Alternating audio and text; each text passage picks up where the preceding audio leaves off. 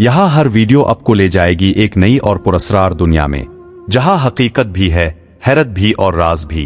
अभी सब्सक्राइब करें और बन जाएं इस हैरत अंगेज सफर का हिस्सा, क्योंकि यहाँ हर वीडियो एक नया राज बेनकाब करती है। नाइट्स और सलीबी जंगे। यूरोप में क़ुरून वस्ता के दौरान जागीरदारी निज़ाम बहुत मजबूत था।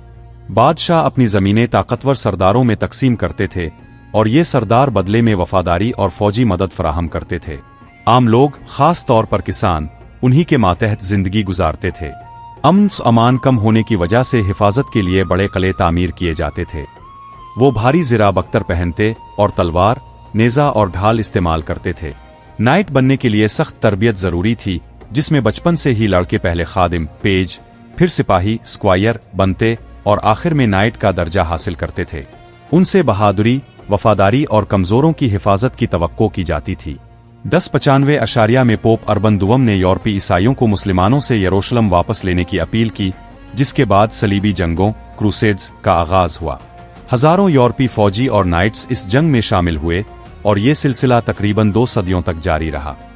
इब्तिदा में उन्होंने यरूशलेम पर कब्जा किया, लेकिन बाद में मुस्लिम रहनुमा सलाडिन ने मुसलमानों को मुत्तहिद किया और 1187 अशारिया में यरूशलेम दोबारा हासिल कर लिया। सलीबी जंगों के असरात बहुत गहरे थे। उन जंगों ने यूरोप और मशरिक़ वस्ता के दरमियान तिजारत बढ़ाई, नए ख्यालात और अशिया यूरोप पहुंची और सकाफती रवाबित मजबूत हुए।